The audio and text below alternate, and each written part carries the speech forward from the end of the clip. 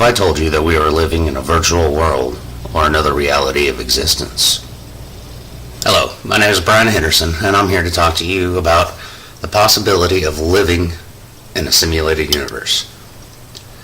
I bring this up because there's several different things that I found within my research from Neil deGrasse Tyson, Mikio Kyoto, which is a theoretical physicist, mathematician John Conway, Albert Einstein, Dr. Nick Bronsstrom, as well as Dr.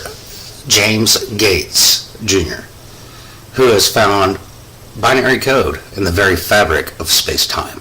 Before we begin our adventure into this world of known reality, I ask you to come with me with an open mind and ears.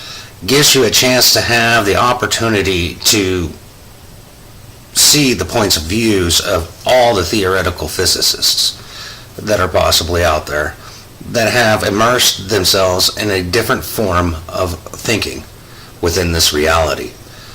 It has been stated many times by both game designers as well as from scientists themselves. Virtual reality will be virtually indistinguishable between real reality, or at least how we perceive reality to be. How is it that our brain can be tricked so easily, but yet through psychology, through the use of science, we found that we can trick our brains and our minds. We've had blind study tests and stuff like that. Now, the ability to trick one's mind, what else is it that the mind does that tries to develop more of a accurate depiction of what's going on?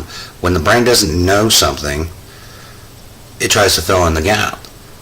So how is it that for many people that eating rabbit or even like snake sometimes tastes like chicken to them because they have no identifiable means for the flavor? Is that because the code doesn't exist within our own reality of the taste, smell, and texture? In 2003, Nick Bronsstrom from Oxford University suggested the ancestor simulation theory in 2003. This was actually called the argument of simulation, or the simulation argument. Now, this theory dates back even further with René Descartes' original theories of illusion and reality, and again with Han Moravec's in the times where virtual reality did not even exist. It's like it does today. Nick explained the argument with the probability of our reality being a simulation. To help back this a little bit further, to show that this is actually something that has been brought up before in the past, a mathematician followed simple rules for human populations, creating a game called The Game of Life in 1970. It was actually published in the Scientific American Journal, and what it takes is an automated or an autonomous acting single-celled organism, and it starts off with two. From the two of them, they create a larger group of other organisms and create more complex and designed shapes. This shows them evolving past what they originally were from a single cell to a multi-cell organism and creating other structures. Dr. James Gates discusses with Mr. deGrasse Tyson on the scientific symposium that was held about the discovery made by string theory, which he states in the very fabric of the cosmos, particles have computer code embedded in them, binaries, zeros and ones. These equations are the same equations that drive the search engines on our computers and allow them to communicate back and forth. The very same computer code that was actually invented by Claude Shannon in 1940s. Supersymmetric is what Dr. Gates is talking about. It is known as superstring theory. all the equations that they utilize within string theory are the same equations that he had found in the cosmos when doing his research finding the computer code.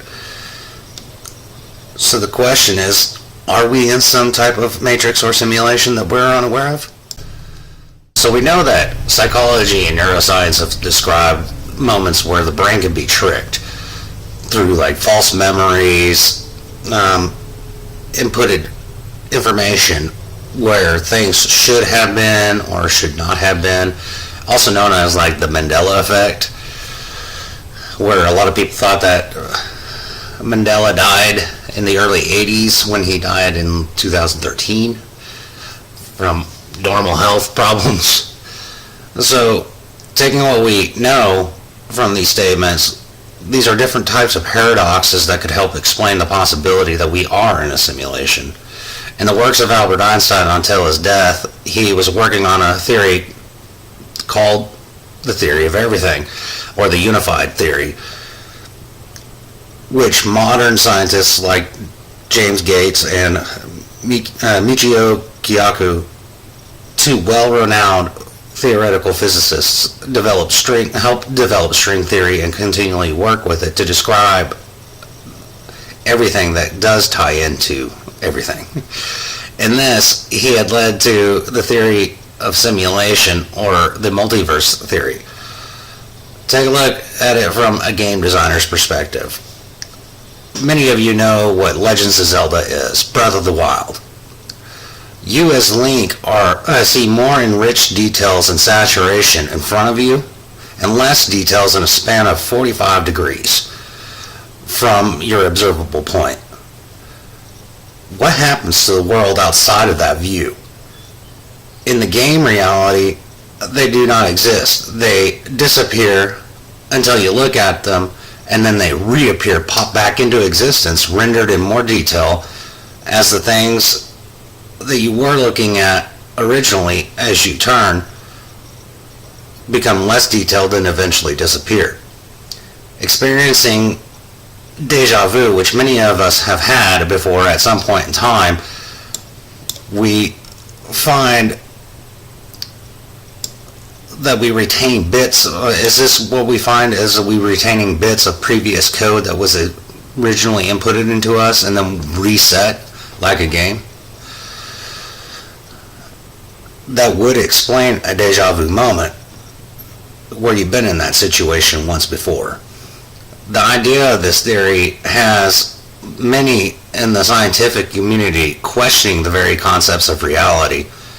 Is it a human condition or our brain operating in a session within a quantum mechanics of a pre-written program of existence in an ancestor simulation?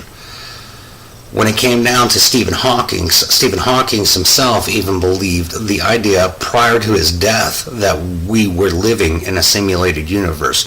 He actually came up with a theory called the pixelated universe.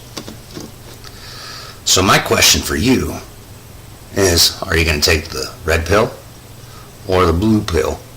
How much further down the rabbit hole would you like to go?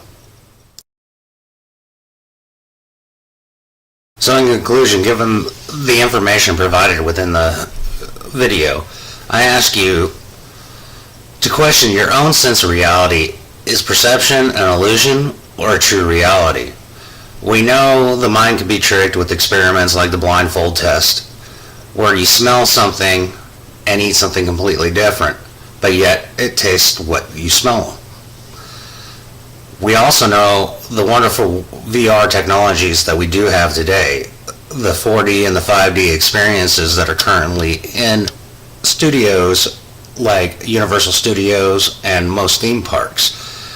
Is it that far-fetched that movies like The Matrix might actually help explain the world and reality in which we live in, minus being used as batteries like they did in the movie, of course, but being used to test situations that have multiple outcomes and possibilities?